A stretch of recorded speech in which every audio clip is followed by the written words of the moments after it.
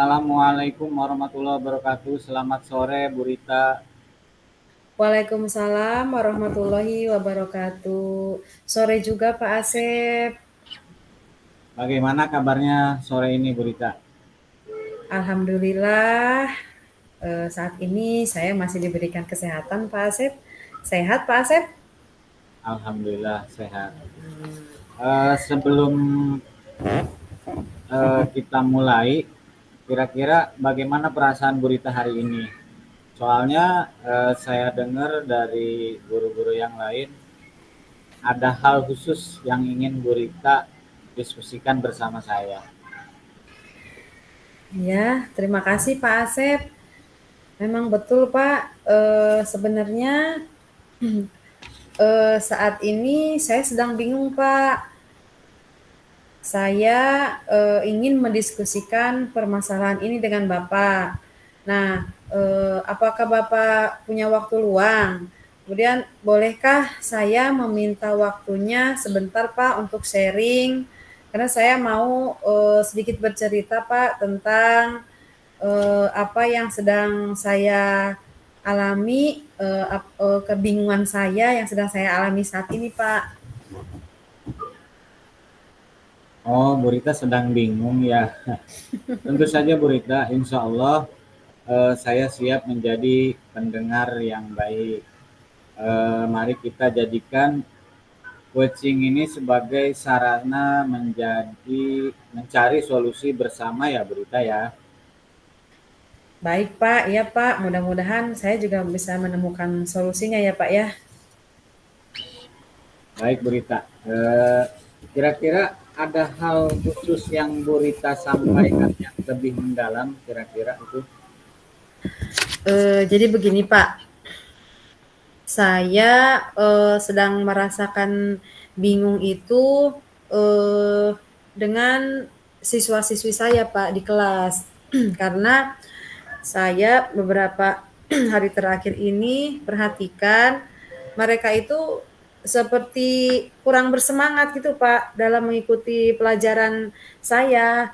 Jadi saya ingin mengetahui bagaimana cara supaya bisa meningkatkan motivasi atau kompetensi saya sendiri dalam mengelola kelas itu Pak, agar si siswa-siswa saya tersebut bisa lebih termotivasi gitu. Soalnya yang saya perhatikan tuh kayaknya loyo gitu, kayak nggak ada semangat gitu. Hmm. Seperti itu Pak. Oh begitu ya. Jadi Bu Rita ini sedang bingung karena ngelihat murid-murid Bu Rita ini kurang bersemangat dalam belajarnya. Apa tujuan yang ingin Bu Rita capai dari percakapan kita kali ini? Tujuan saya dengan adanya diskusi dengan Bapak, ingin adanya perubahan Pak di kelas saya sendiri gitu. Saya ingin sekali menciptakan eh, kelas yang kondusif, kelas yang nyaman gitu. Kemudian bisa menyenangkan bagi siswa-siswinya juga gitu Pak. Jadi pembelajarannya itu yang jadi tidak membosankan seperti itu Pak. Tujuan dan harapan Bu Rita sangat bagus sekali kalau menurut saya ya. Jadi Ibu menginginkan suasana kelas yang kondusif, nyaman, menyenangkan bagi siswa-siswi Ibu. Begitu ya? Oke Bu, Kita. dari yang Ibu sampaikan tadi, berarti kelas yang kondusif dan menyenangkan ada di level 10 Bu.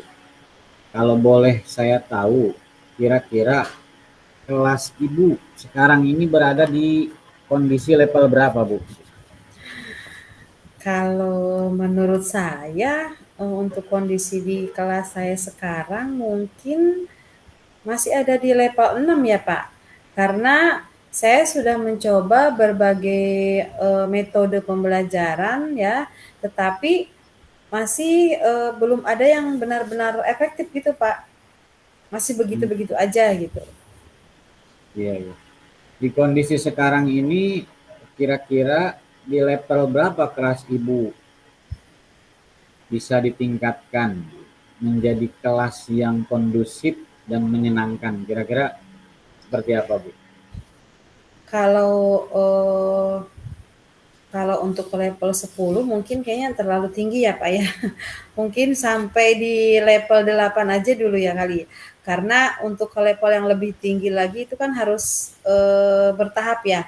Ada prosesnya gitu kan, tidak mungkin dari level 6 langsung ke 10 gitu kan. Kita harus harus lakukan tahapan-tahapan atau proses-proses yang harus kita lalui sehingga bisa sampai di level yang lebih tinggi. Jadi menurut saya mungkin sampai di level 8 aja dulu gitu Pak. Seenggaknya sudah ada peningkatan dari level 6 ke level 8 gitu. Iya. Nah, kira-kira Bu, untuk mencapai level 8 ini, usaha apa yang Ibu lakukan untuk mencapai tujuan tersebut, Bu, kira-kira? Nah ini tuh dia Pak, sebenarnya saya tuh masih memikirkan gitu ya, Iya.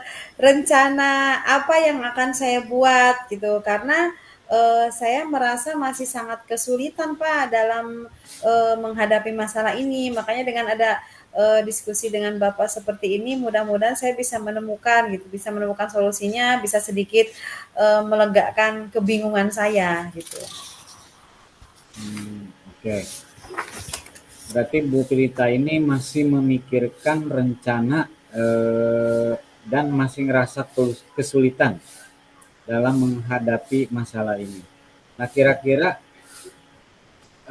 apa yang membuat Bu Rita ini kayaknya kok sangat kesulitan dalam mengatasi masalah ini gitu?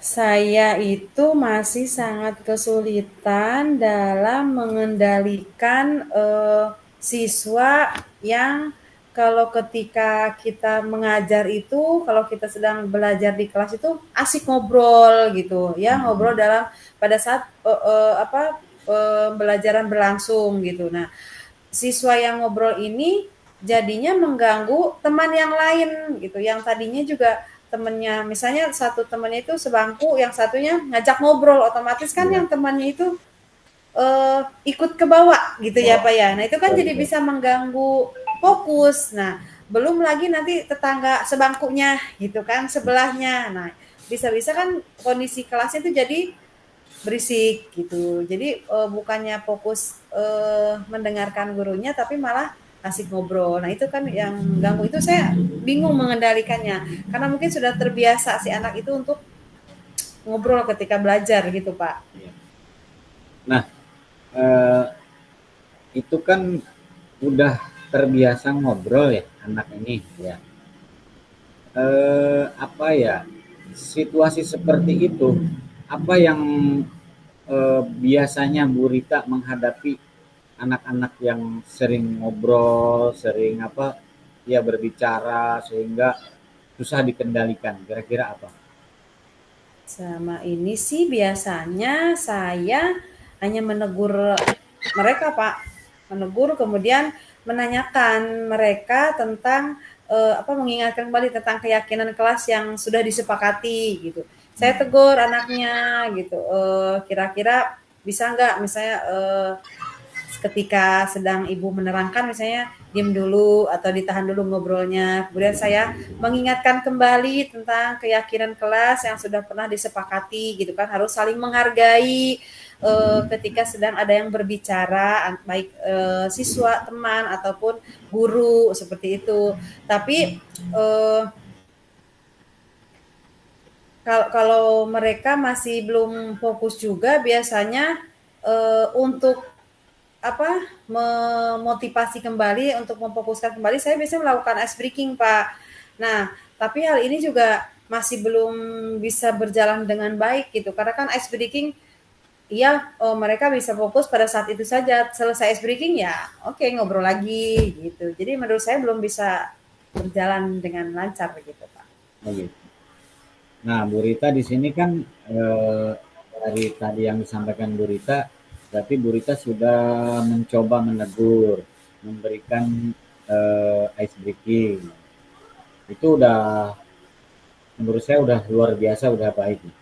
Nah, mungkin pertama-tama kita ini Bu ya perlu memahami penyebab siswa ini suka berbicara pada saat pembelajaran berlangsung. Apakah karena mereka tidak memahami materi pelajaran, atau apakah karena mereka bosan, atau juga apakah mereka ingin menarik perhatian dari teman-teman yang lainnya? Apa seperti itu mungkin Bu? Oh, iya iya iya. Ya seperti itu ya, Pak, ya? Mungkin karena mereka itu bosan kali ya, mungkin, dan ingin kebebasan ya, Pak, ya. Jadinya mereka itu lebih suka berbicara saat pelajaran berlangsung gitu. Tapi pernah, Pak, maksudnya biar anak-anak itu tidak bosan, sewaktu-waktu saya pernah mencoba memberikan tontonan gitu, tayangan dari video YouTube, untuk, mereka tonton agar supaya kelas apa sih yang suka ngobrol itu sekali-kali bisa diem gitu dengan barangkali bisa diem dengan bisa menonton video tersebut gitu. Nah, ketika ketika melihat tontonan video YouTube tersebut, mereka terlihat antusias dan fokus juga sih Pak. Nah, itu salah satu ini ya Bu, strategi untuk membuat pembelajaran Ibu lebih menarik ya Bu, menurut saya. Nah, kira-kira apa lagi Bu yang Ibu lakukan? Ya, selain mengajak anak-anak nonton video dari YouTube, saya juga pernah mengajak anak atau siswa-siswi untuk bermain peran, Pak. Mereka juga senang gitu, terlihat senang karena mungkin itu tadi kalau cuma duduk mendengarkan saya ceramah mungkin bosan ya Iya, gitu. betul. Nah akhirnya kan gimana nih caranya agar anak itu bisa kembali fokus, bisa semangat lagi mungkin ya itu tadi saya ajak untuk bermain peran. Kemudian saya juga pernah mengajak siswa saya itu untuk belajar di luar kelas Pak. Dan memang sangat terlihat perbedaannya gitu ketika belajar di dalam kelas dengan di luar kelas. Jadi siswa itu sangat termotivasi dan antusias gitu. Ya sih main di luar nih, mungkin pikirannya main di luar kelas bisa sambil bermain seperti itu. Belajar di luar kelas bisa sambil bermain. Begitu Pak.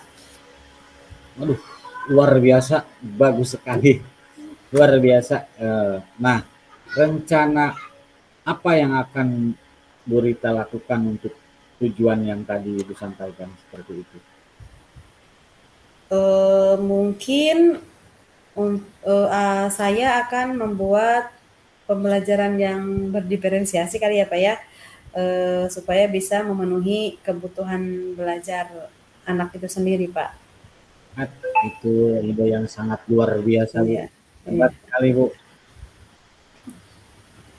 Ibu akan membuat rencana ya dalam melakukan pembelajaran berdiferensiasi tadi Ibu sampaikan. Jadi kira-kira kapan Ibu akan membuat dan melaksanakan rencana yang sudah Ibu buat ini? Insya Allah mungkin secepatnya ya Pak ya, akan saya mulai Pak. Mudah-mudahan besok mungkin bisa saya mulai susun untuk rencananya. Baik Bu, kayaknya keren sekali ini. Bu Rita sudah mempunyai rencana yang sangat rapi untuk disusun ya. Udah tersusun. Eh, Tetap semangat Bu Rita. Terus kira-kira siapa saja yang Bu Rita eh, ingin dimintai bantuannya dalam menyelesaikan masalah ini? Ya, untuk membantu tentu saja siswa-siswi saya sendiri dan rekan sejawat, Pak.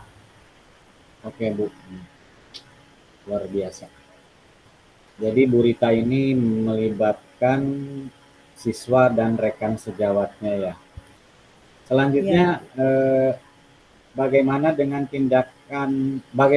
tindak lanjut Ibu dari kegiatan coaching ini Bu?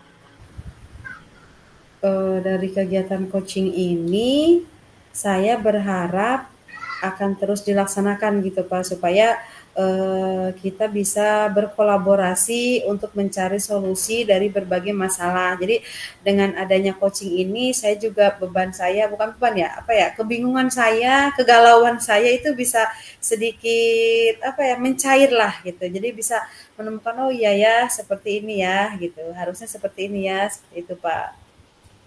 Setuju, Bu Rita, mantap. Baik Bu Rita, begini ya, dari percakapan kita ini kira-kira apa yang Ibu dapatkan? Saya mendapatkan gambaran bagaimana menciptakan kelas yang kondusif, kelas yang nyaman, dan menyenangkan bagi kelas saya, Pak. Nah, satu lagi ya Bu, sekarang bagaimana perasaan Bu Rita ini setelah kita melakukan kegiatan coaching ini? Saya merasa lega, Pak, ya tentunya gitu dengan berbagi bersama Pak Asep, saya merasa dapat berpikir logis dan bisa menemukan langkah-langkah untuk menyelesaikan permasalahan yang saya hadapi, Pak. Alhamdulillah. Tetap semangat Bu. Semangat Pak Asep. Ya, sama-sama. Terima Ya kasih Bu. Pak, terima kasih Bapak. Saya terima kasih. Assalamualaikum.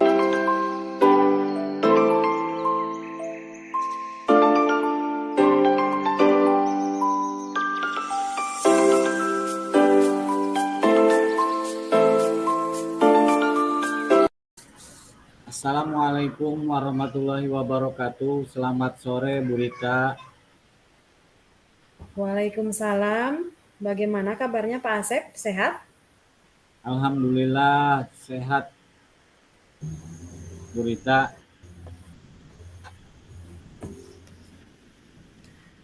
Sebaliknya bagaimana keadaan Bu Rita?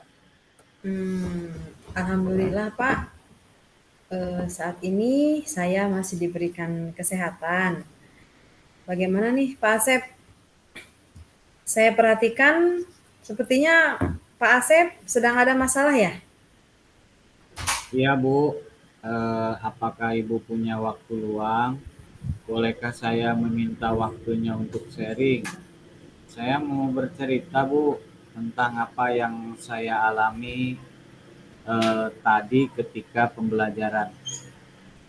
Oh, boleh Pak. Dengan senang hati, insya Allah saya bisa bersedia untuk mendengarkan. Apa yang bisa saya bantu Pak? Begini Bu, saya mengalami sedikit ganjalan tentang penerapan keyakinan kelas, terutama tentang kebersihan kelas dan lingkungannya di kelas saya Bu. Tentang keyakinan kelas ya Pak? Iya Bu, betul. Apa yang bisa saya bantu Pak untuk menghilangkan ganjalan Bapak tentang keyakinan kelas, dan mungkin apa yang ingin Bapak harapkan dengan adanya perbincangan kita sore hari ini Pak? Saya ingin mendapatkan solusi Bu dari masalah yang saya sedang hadapi ini. Bagaimana membuat lingkungan kelas dan sekolah menjadi nyaman dan bersih. Mudah-mudahan setelah saya bercerita seperti ini kepada Bu Rita, saya bisa mendapatkan solusi dari permasalahan yang saya hadapi. Jadi harapan Pak Asep itu membuat lingkungan kelas yang nyaman, yang bersih gitu ya, sehingga anak-anak pun nyaman di kelas, begitu ya Pak ya, Pak Asep ya? Iya Bu, betul betul. Nah, kira-kira ada lagi tidak Pak yang ingin Bapak sampaikan tentang yang saat ini sedang Bapak yang dialami Bapak saat ini sedang ganjal atau membuat Bapak tidak nyaman gitu ketika pembelajaran tadi? Mungkin selain itu ada yang disampaikan lagi nggak? Saya mempunyai pengalaman yang sedikit tidak nyaman ya Bu, saat saya menerapkan keyakinan kelas eh, tentang kebersihan sekolah, terutama kelas dan lingkungan kelas sekolah saya. Banyak hal yang menjadi tantangan dalam menerapkan dan menyadarkan warga sekolah tentang pentingnya kebersihan lingkungan sekolah. Bahkan ada rekan guru yang tetap mengajar walaupun di dalam kelas masih kotor, banyak sampah bekas bungkus makanan berserakan. Saya juga merasa kesulitan Bu dan tidak enak untuk menyampaikan secara langsung pada guru yang bersangkutan. Itu Bu. Jadi pengalaman Pak Asep itu merasa sedikit tidak nyaman ya saat menerapkan keyakinan kelas tentang kebersihan sekolah gitu, terutama kelas ya. Dan ada tadi kata Pak Asep cerita ada rekan sejawat juga, dia tetap mengajar ya meskipun kelasnya juga kotor, berarti tidak ada, kurang ada kepedulian gitu ya dari rekan sejawat Bapak. Nah, menurut Pak Asep itu sendiri, indikator kelas yang nyaman dan bersih itu seperti apa, Pak? Menurut saya indikator yang bersih itu kelas bebas dari debu ya, bebas dari sampah berceceran, lantainya juga bersih, meja dan kursinya pun tersusun rapi. Nah, jika situasi seperti itu akan membuat suasana belajar pun menjadi nyaman dan menyenangkan. Menurut saya seperti itu, Bu. Ya, menurut Pak Asep indikatornya itu berarti kelasnya yang bebas dari debu ya, bebas dari sampah yang berceceran gitu. Baik. Nah, dari paparan Pak Asep itu kan tadi ya, indikator kelas yang bersih itu kan nyaman, kelas yang bebas dari debu, bebas dari sampah, lantainya juga bersih kan, mejanya juga meja kursinya juga rapi. Nah, begitu ya Pak Asep ya. Terus ada lagi nggak Pak yang saat ini Bapak rasakan? Saya sangat ingin keyakinan kelas itu menjadi keyakinan sekolah, Bu. Sehingga sekolah kita akan benar-benar menjadi sekolah yang bersih dan nyaman bagi semua warga sekolah, terutama khususnya anak-anak. Itu, Bu.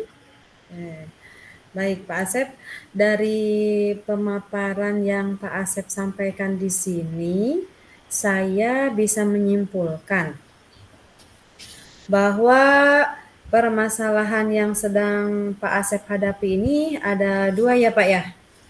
Ya, betul. Berdasarkan catatan saya nih ya, yaitu yang pertama Pak Asep kesulitan dalam menerapkan keyakinan kelas pada siswa, dan yang kedua ketidakpedulian rekan guru akan kebersihan lingkungan kelas. Betul begitu ya Pak ya?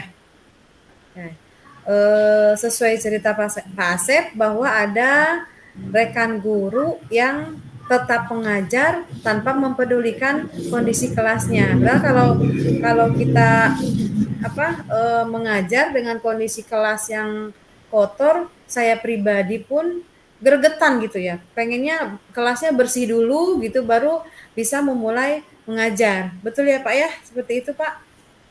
Benar, Bu. Kira-kira seperti itu yang saya rasakan saat ini. Itu. Nah, kalau begitu, mari kita coba bahas satu persatu ya Pak ya. Yang pertama, penerapan kebersihan lingkungan dan tanggung jawab siswa dalam melakukannya. Apa yang sejauh ini apa yang sudah Pak Asep lakukan? Saya sudah membuat keyakinan kelas untuk kebersihan lingkungan.